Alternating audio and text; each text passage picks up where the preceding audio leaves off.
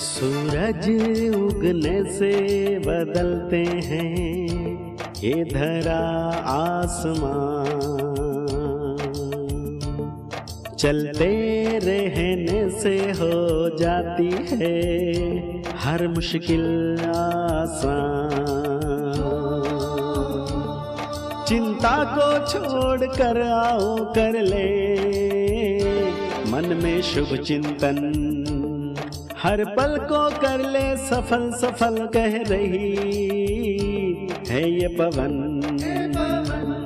संवार ले सुधार ले कर समस्या का समाधान, संवार ले सुधार ले कर समस्या का समाधान, कर समस्या का समाधान, कर समस्या का समाधान, कर समस्या का समाधान, कर समस्या का समाधान, कर समस्या का समाधान।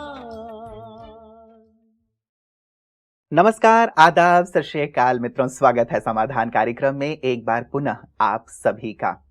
मित्रों, एक बार एक भिखारी भीख मांगने के लिए निकला, एक साहूकार के पास पहुंच गया जो दुकान पे बैठे हुए थे। सुबह सुबह का समय था, बहुत सारी चीजें दुकान में थीं। भिक्षुक ने कहा कि सेठ जी, मुझे भिक्षा में गुड़ दे दीजिए थोड़ा सा। अब सुबह सुबह का समय था, बोहनी ओढ़नी हुई नहीं थी उसकी, तो सेठ जी ने नाराज होकर कहा कि भाग जाओ यहाँ से, सुबह सुबह आ जाते हैं भीख मांगने के लिए। तो भिखारी ने कहा कि सेठ जी, भले ही गुड़ मत दीजिए मुझे भीख में, लेकिन गुड़ जैसे बोल तो बोलिए, मीठे बोल तो बोलिए। ऐसा कहकर वो चला गया। सेठ जी को भी ये विचार आया कि सचमुच मुझे मीठा बोलना चाहिए था, मुझे ऐसी कर्कश वाणी का इस्तेमाल नहीं करना चाहिए था। कई बार जीवन में हम दूसरों को कुछ भले न दें, लेकिन यदि मीठे बोल दें तो भी सामने वाली आत्मा संतुष्ट हो जाती है, क्योंकि बोल का बहुत ज़्यादा महत्व है हमारे जीवन में। सुबह से लेकर रात तक हम बोलते रहते हैं, लेकिन बोल कैसे हों इस पर शायद कई बार हम ध्यान नहीं देते, जिसके कारण कई बार समस्याओं का हमें सामना करना पड़ता है। तो बोल कैसे हों, किस प्रकार से हम दूसरी आत्माओं को संतुष्ट करें, खुश करें, प्रसन्न करें, आज की हमारी चर्चा विशेष करके समाधान में इसी पे होगी। प्राता जी, बहुत बहुत अभिनंदन है, स्वागत है। Thank you. बच्चा जब पैदा होता है 2 साल में वैसे तो बोलना सीख जाता है, लेकिन कहते हैं कि क्या बोलना है, कैसे बोलना है, कहाँ बोलना है, ये सीखने में पूरी उम्र निकल जाती है। तो बोल कैसे हों?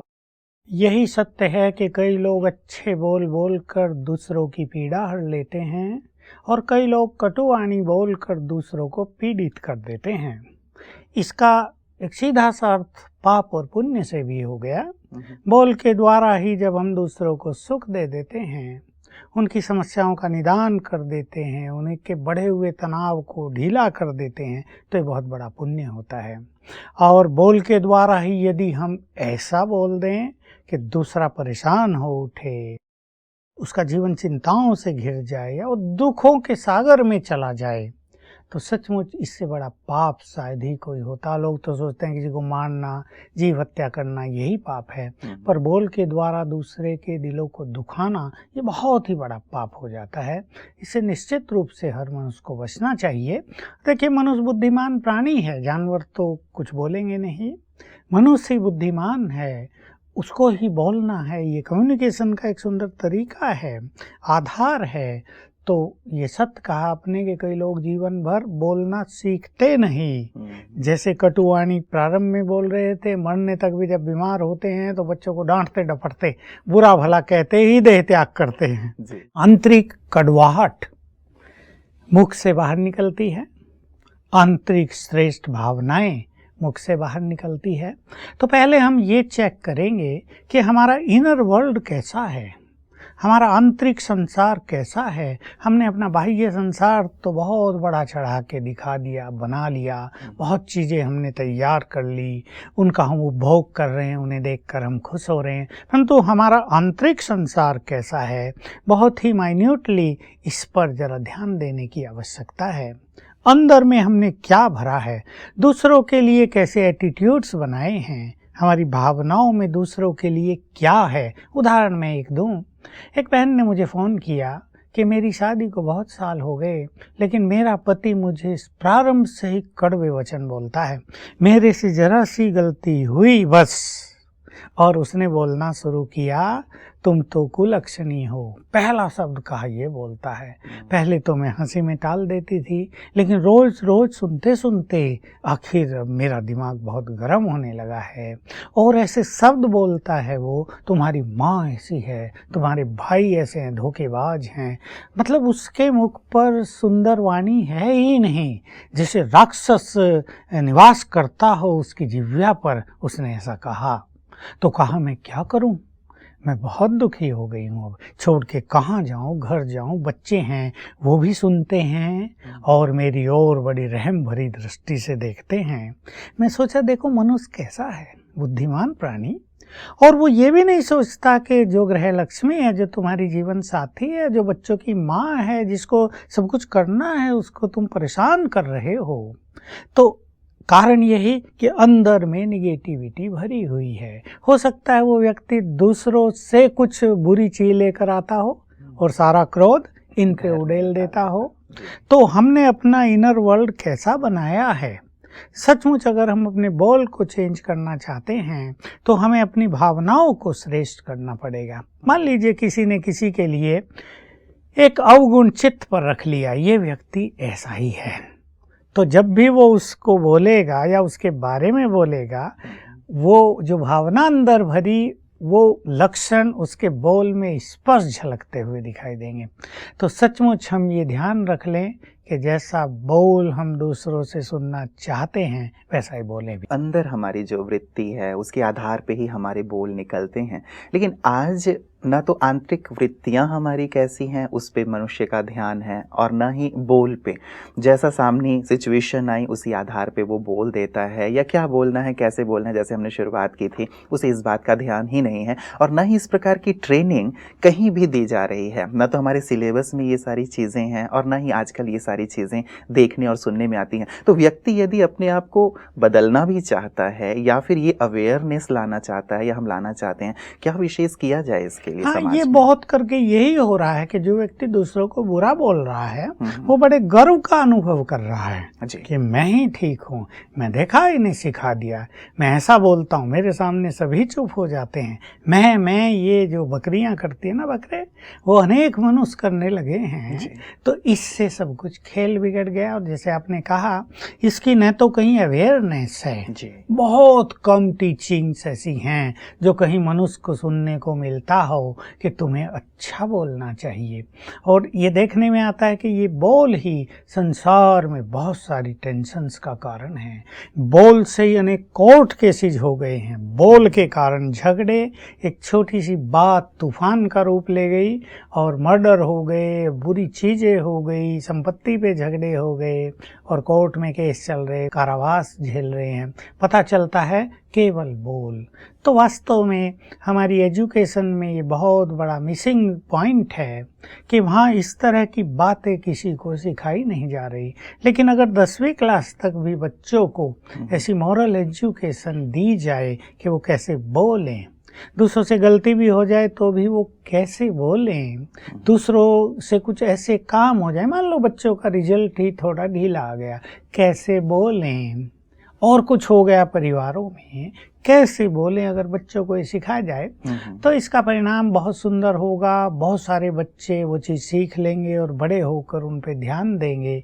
इसलिए जैसे हम लोगों ने भी स्कूलों में प्रोग्राम किए टच द लाइट के अंतर्गत, तो बच्चों को बहुत कुछ सिखाया जाता है और ये देखा गया कि बच्चों के रिजल्ट बहुत सुंदर हैं। उनके माँ बाप उनकी रिपोर्ट देते हैं कि हमारे बच्चों में क्या क्या परिवर्तन आ गया। हमारा ईश्वरीय विश्वविद्यालय ये सब टीचिंग्स रोज दे रहा है और हमारे यहाँ जो आने वाले हैं उनके लिए एक प्रावधान ही है कि वो रोज सवेरे नियमित रूप से यहाँ मॉर्निंग क्लास करेंगे। कहीं वो 6 से 7 होती है, कहीं 6:30 से होती है।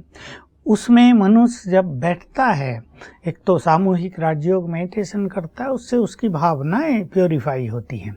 जब मनुष्य मेडिटेशन करता है तो उसे अपने अंदर छुपी हुई कमियों का या वो क्या गलती कर रहा है इसका क्लियर एहसास होने लगता है, रियलाइजेशन होने लगता है। और यहाँ मनुष्य अपने को चेंज करने पर विचार करता है और मेडिटेशन की शक्ति उसे चेंज करने की प्रेरणा और बल भी साथ साथ देती है। तो ऐसी एजुकेशन हमारे यहाँ बोल पे बहुत अच्छा सिखाया जाता है। नॉर्मली हमारे यहाँ एक भाषा का प्रचलन रहता है, कोई व्यक्ति थोड़ा सा भी गलत वलत बोल दे गलती से तो लोग कहेंगे उसे, अरे भाई तुम्हें मनुष्य से देवता बनना है, देवता बनना है तो ऐसे बोल नहीं होने चाहिए। बस इतना ही काफ़ी होता है। तो अधिकतर देखा जाता है कि लोगों के बोल बहुत अच्छे रहते हैं हमारे संगठनों में।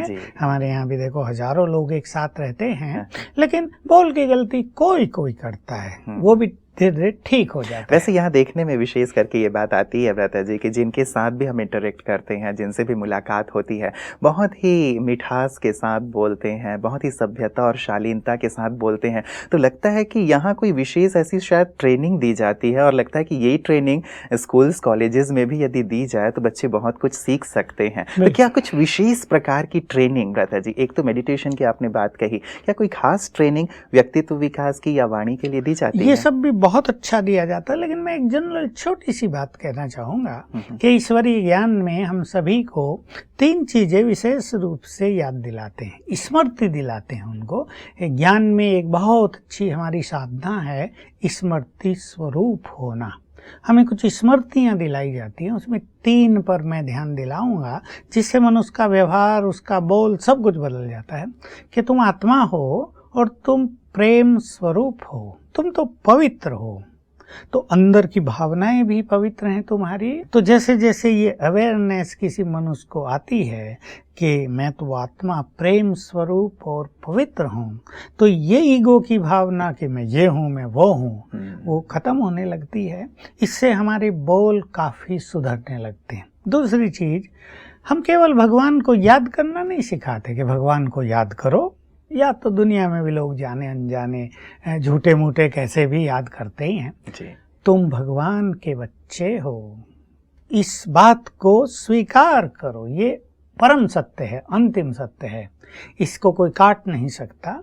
तुम भगवान के बच्चे हो, तुम उसे परम पिता कहते हो, तो भगवान के बच्चे कैसे होने चाहिए? जब भगवान बोलता है तो उसके बोल महावाक्य कहलाते हैं, तो तुम उसके बच्चे होने के नाते तुम्हारे बोल कटु तो नहीं हो सकते।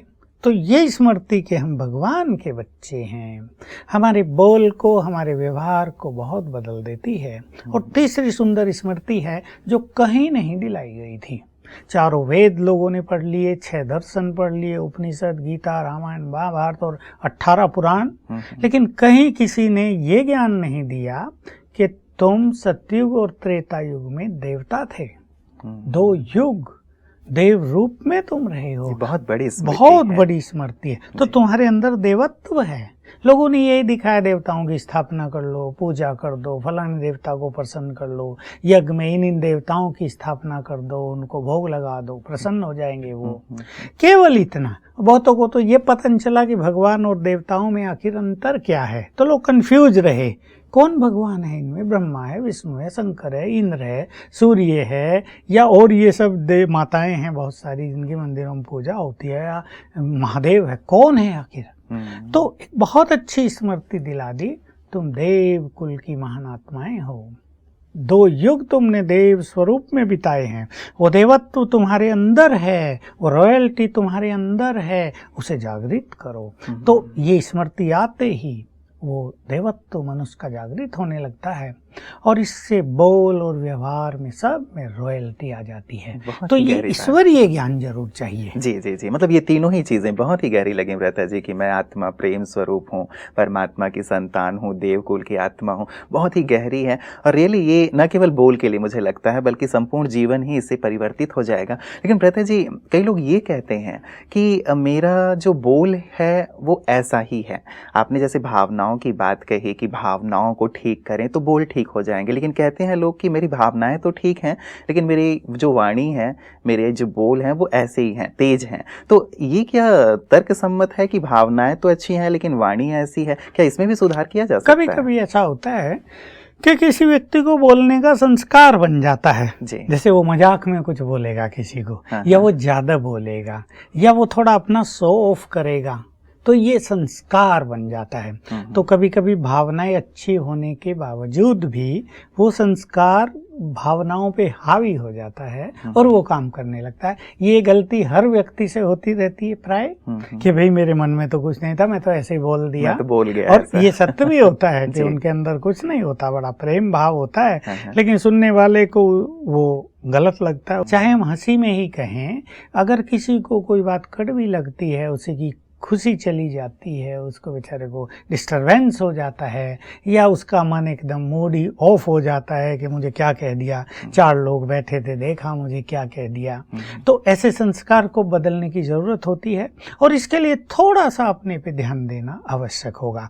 देखिए, मैंने जब अपने में ये परिवर्तन किए तो मैं ऐसा करता था कि मंडे और गुरुवार, थर्सडे, मैं 2 दिन मौन रखता था। हमारे यहाँ तब ये मौन रहने की प्रचलन बहुत ज़्यादा था, और जो मौन नहीं रख सकते थे वो ऐसा रखते थे कि जब कुछ बोलना है तो बहुत धीमे बोलना है, तो उसमें अनावश्यक बोल होते नहीं थे, ज़्यादा बोल भी नहीं होते थे। इससे धीरे धीरे बोल पर कंट्रोल होने लगता है। दूसरी चीज़, ये एक लक्ष्य दिया गया था हमें कि जहाँ 50 बोल से काम कराना है वहाँ 5 बोल से कार्य कराओ। तो वाणी को सारयुक्त करने की आदत पड़ी। उसकी जगह हम वही बात 10 मिनट के बजाय 2 मिनट में कह दें, और ऐसे सारयुक्त, ऐसे सुंदर शब्दों से कहें कि हम अपनी बात को क्लियर कर सकें।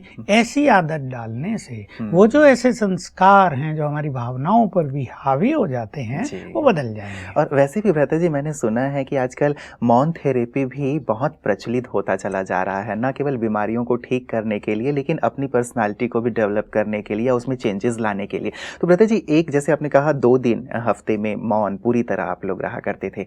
आम व्यक्ति जो कामकाजी है, जो जिसको काम करना पड़ता है, स्थानों पे जाना पड़ता है, वो लोग कैसे मौन का अभ्यास कर सकते हैं? मौन बहुत ही अच्छी चीज है। अच्छी इसलिए कि हमारे चाहे ब्रेन की शक्ति कहो, चाहे टोटल आत्मा की शक्ति, बोलने से भी तो नष्ट होती है ना, यूज भी होती है। देखो, जो लोग टीचर हैं या लेक्चर देते हैं, वो अगर 1 घंटा बोलेंगे, 1.5 घंटा बोलेंगे, तो उनको थकान अवश्य होगी, क्योंकि उससे हमारी एनर्जी कहीं ना कहीं यूज हो रही है। जो वेस्ट बोलते हैं, जो गुस्से में बोलते हैं या जो अहंकार में बोलते हैं, उनकी शक्तियाँ बहुत नष्ट होती हैं, और कहीं ना कहीं इसका इफेक्ट उनकी कार्य प्रणाली पर, उनको मिलने वाली सफलता पर जरूर पड़ता है। बल्कि जो ऐसा करते हैं वो सदा स्वस्थ भी नहीं रह पाते हैं, हर चीज़ पे इनका बुरा असर पड़ता है। इसलिए ऐसे लोग जो नौकरियों में हैं, जो मौन ऐसे नहीं रख सकते हैं, वैसे तो देखो जिसको रखना है वो रखते भी हैं। हमारे यहाँ आने वाले ही सुनाते हैं कि हम एक दिन अपने ऑफिस में मौन रखते हैं, लोग हमें बड़ा कोऑपरेट करते हैं, कोई को मजाक भी करते हैं, मौनी बाबा आ गए हैं, लेकिन कोऑपरेट करते हैं, और कहीं बोलना है तो हम धीरे बोल के अपना काम कर लेते हैं। वैसे चाहे वो तो सैटरडे संडे तो ऑफ रहता है, उस दिन भी वो मौन रख सकते हैं। नहीं, इसके अलावा मैं एक चीज और कहूंगा कि सवेरे के 2-4 घंटे फिक्स कर लें कि इसमें हमें मौन रखना है।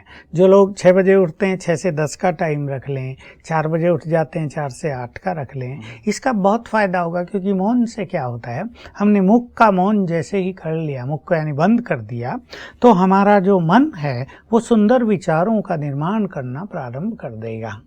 एक ही तरफ हमारी शक्ति यूज होगी, या तो हम उसे बोल में बहा दें या तो सुंदर चिंतन में उसका आनंद ले लें। तो अगर हमने बोल को बंद कर लिया है तो सुंदर चिंतन हमारे माइंड में रहेगा, जो चिंतन आत्मा के लिए बहुत बड़ी शक्ति है, हमारे लिए, यानी आत्मा कोई और नहीं, मनुष्य जीवन के लिए जो बहुत बड़ी शक्ति है, जो उसको सफल करेगी। भ्राता जी, ये जो मौन की बात आप कर रहे हैं, तो इस मौन का क्या हमारे स्वास्थ्य के ऊपर भी विशेष प्रभाव पड़ता है, या फिर जैसे आपने कहा कि एक वाणी में जो एक प्रकार की अनियमितता आ गई है, उसमें भी विशेष इसका असर देखने में आता है? इसका स्वास्थ्य पे भी बहुत अच्छा असर होगा, और विशेषकर विद्यार्थी जो हैं उनकी एकाग्रता पर भी इसका बहुत गहरा प्रभाव होगा। जैसे मैंने कहा जी, बोल का हम ज्यादा प्रयोग कर रहे हैं तो ब्रेन की शक्तियां उसमें यूज हो रही हैं।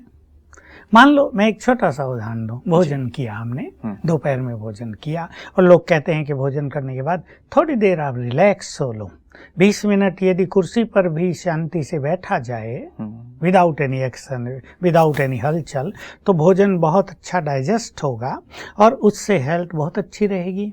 लेकिन मान लो भोजन किया और लोग फिर गपशप में लग गए, तो ब्रेन की कुछ शक्तियां उधर यूज होने लगेगी, ब्लड हमारा जाने लगेगा, तो वो डाइजेशन में दिक्कत हो जाएगी। इसलिए जब मौन किया जाता है, विशेषकर ये भी नियम बना सकते हैं कि भोजन के आधे घंटे बाद तक हम मौन धारण कर लें, तो उससे हमारा डाइजेशन बहुत अच्छा होगा, हेल्थ अच्छी होगी। क्योंकि अगर पाचन तंत्र बिल्कुल परफेक्ट है तो अनेक रोगों से मनुष्य मुक्त है, और पाचन तंत्र में यदि गड़बड़ हो रही है, भोजन ही हजम नहीं हो रहा है, तो न चाहते भी मनुष्य अनेक रोगों का शिकार हो जाएगा। भ्राता जी, तो मौन आपने कहा कि भोजन के बाद रखें, मुझे तो लगता है कि लोग भोजन करते हुए भी मौन नहीं रहते, भाग दौड़ के आजकल खाना खा रहे हैं या फोन मोबाइल पे बात करते भोजन कर रहे हैं। ये क्या अच्छा है स्वास्थ्य के लिए? बिल्कुल ये खराब है। देखो डॉक्टर ये कॉमन बात बताते हैं कि भोजन हम कर रहे हैं और बात कर रहे हैं, तो कभी वो जो भोजन है अन्न नली से श्वास नली में भी जा सकता है, चला जाता है, कभी हवा भी बाहर की जाती है, उससे गैस ट्रबल पैदा होती है। तो टोटली ये जो चीजें हैं हेल्थ के लिए नुकसान कारक हैं। इसलिए पहले से ही लोग जब भोजन करते थे शांत में और भगवान की याद में करते थे। हमारे यहाँ भी यही विधान है, जब हम भोजन करेंगे तो उसको परमात्मा को अर्पित करेंगे, शांत में हम भोजन करेंगे, तो इसका रियली ये बिल्कुल सत्य है कि मनुष्य के स्वास्थ्य पे गहरा असर होता है। बिल्कुल, तो मतलब मौन में रह करके भोजन यदि किया जाए तो बहुत अच्छी चीज़ रहेगी। और आमतौर पे व्यक्ति सारे दिन तो बोलता ही है, और मौन की यदि हमारी चर्चा हो रही है तो भोजन के समय कम से कम एक नियम बना ले कि मैं मौन में रह करके, ईश्वर की याद में रह करके, शांत चित होकर के भोजन करूंगा, तो शायद उसका स्वास्थ्य भी बहुत अच्छा हो जाएगा। दूसरा भी इसमें है कि जब हम शांत रहकर भोजन कर रहे हैं तो आम रूप से लोग जानते हैं, ये जो ग्रंथियां हैं हमारी, यहाँ से स्लाइवा उसका सिक्रेशन होता है, लार जिसे कहते हैं, और वही लार भोजन को हजम करने में मुख्य भूमिका निभाती है। इसलिए जो लोग जल्दी जल्दी खा रहे हैं, बातचीत करके खा रहे हैं, उनका स्लाइवा सिक्रेशन उसका हो ही नहीं रहा, बहुत कम हो रहा है। इसका भी डाइजेशन पर बुरा असर पड़ेगा। और जो शांत होके बहुत प्रसन्न मन से भगवान को धन्यवाद देते हुए, प्रकृति को धन्यवाद देते हुए, ये सब तरीके हैं मन को खुश करने के, तो लार का सिक्रेशन भी बहुत अच्छा होगा और हाजमा परफेक्ट होगा। बिल्कुल। भ्राता जी, कई लोगों की आजकल हम लोग राजनीति में भी सुनते हैं, कहते हैं कि जुबान फिसल गई, और ये जुबान जब फिसल जाती है तो बहुत बड़ी बड़ी घटनाएं, दुर्घटनाएं हो जाती हैं, बड़े आक्रमण होने लगते हैं, तो वो भी बड़े परेशान होते हैं। बाद में फिर से उन्हें एक बयान देना पड़ता है कि नहीं जी ऐसी बात नहीं थी, ये मीडिया वालों ने तोड़ मरोड़ के पेश कर दिया, दोष मीडिया वालों को दे देते हैं। तो ये जुबान फिसलने से भी लोग बहुत ज्यादा परेशान हैं, कैसे इसे फिसलने से बचाया जा सकता है? जुबा क्या फिसलती है, अंदर की भावनाएं उस तरह की होते हैं, अंदर में क्रोध भरा होता है, तो किसी भी दूसरी पार्टी वाले के लिए कुछ भी बोल देते हैं, फिर वो सोचते हैं यार ये तो गलत बोला गया भाई, ऐसा तो नहीं है, ये तो मेरे से गुस्से में बोला गया, और वो ये तो नहीं कहेंगे तो जुबान फिसल गई ये कह देते हैं। वास्तव में जुबान हमारी है, वो फिसल कैसे जाएगी भला? जी जी जी जी। तो वही बात रहता है जी, कई बार ये चीज भी बहुत ज्यादा परेशानी का सबब बन जाती है कि घाव कर जाती है। जैसे कहते हैं ना कि तलवार का घाव तो फिर भी भर जाता है, वाणी का घाव कभी भी नहीं भरता। न फिसले, क्या विशेष किया जा सकता है? यही संयम की बहुत आवश्यकता है, जो हम लोग स्पिरिचुअल नॉलेज में और राज्यों की शिक्षा में सिखा रहे हैं कि अपनी वाचा पर भी संयम, अपनी जीभ पर भी संयम, और विशेषकर जो पॉलिटिशियंस हैं उनको तो बहुत गंभीर होना चाहिए। जो पॉलिटिशियन, जो नेता गंभीर नहीं है, उसको न तो लोग समझदार मानेंगे और न उसकी ओर कोई आकर्षित होंगे। नेता वो सुने सब की, संभाले सुनाए बहुत कम। जी, यही सच्चे नेता की पहचान होती है। लोग कुछ कुछ कहेंगे लेकिन वो तुरंत रिएक्ट करके कुछ भी बोल दे किसी के लिए, ये बिल्कुल गलत होता है, क्योंकि वो भी एक उनकी फैमिली होती है ना वहाँ, चाहे कोई किसी भी पार्टी का हो, मान लो MP हैं, अभी किसी पार्टी का हो, कैसा व्यक्ति हो, है तो वो एक फैमिली हो गई ना। वो उस पार्लियामेंट को तो अब लोगों ने मंदिर कह दिया, उस मंदिर में वो सब इकट्ठे बैठते हैं, तो वहाँ एक दूसरे के लिए सम्मान होना ही चाहिए। तो विशेष रूप से क्रोध की भावना को समाप्त करके सम्मान की भावना जब हम अपने अंदर लाते हैं, तो अगर हमें बोलना भी है, दूसरे की गलती है भी, तो हम सुंदर शब्दों का प्रयोग करते हैं ताकि हमारी शालीनता भी बनी रहे और हम अपनी बात भी कह दें। जी, ये बहुत महत्वपूर्ण चीज़ है भ्राता जी। मैं चाहूँगा कि कल भी हम इस चर्चा को जारी रखें आपके साथ कि हमारे बोल कैसे नहीं होने चाहिए और कैसे होने चाहिए, क्योंकि बहुत ही महत्वपूर्ण चीज़ है ये। जैसे कि हमने अब सारी चर्चा में देखा कि किसी को घाव ना हो जाए, बल्कि फूल बरसें तो वास्तव में हमारी भी प्रसिद्धि होगी और साथ ही सभ्यता और शालीनता का तो हमें ध्यान रखना ही चाहिए। आज के सुंदर प्रकाश के लिए भ्राता जी आपका बहुत-बहुत शुक्रिया। मित्रों, वास्तव में वाणी के लिए कहा जाता है कि बोल आपको तख्त भी दिलाता है तो बोल आपको तख्ते पे भी चढ़ा सकता है। बोल के लिए ही कहा जाता है कि वो द्रौपदी के बोल ही थे जिसके कारण महाभारत हो गया। उन्होंने कहा, अंधे की औलाद अंधे, केवल एक वाक्य ये ऐसी तीर की तरह चुभ गए दुर्योधन को कि इतना बड़ा हमने देखा महाभारत हो गया। रामायण को भी यदि देखा जाए उसमें भी कहीं ना कहीं बोल ही कारण बनते दिखाई देते हैं। आज भी यदि घर में, समाज में रामायण और महाभारत हो रहे हैं, द्वंद्व हो रहे हैं, युद्ध हो रहे हैं, समस्याएं पैदा हो रही हैं, कहीं ना कहीं बोल उसके कारण बनते हैं। एक बहुत बड़ी चीज़ है जिसे हमें सीखने की आवश्यकता है, कैसे हों हमारे बोल। तो क्या बोलें और क्या न बोलें, इस पे हम अपनी चर्चा को आगे भी भ्राता जी के साथ जारी रखेंगे। आप बने रहिएगा समाधान कार्यक्रम में हमारे साथ। नमस्कार।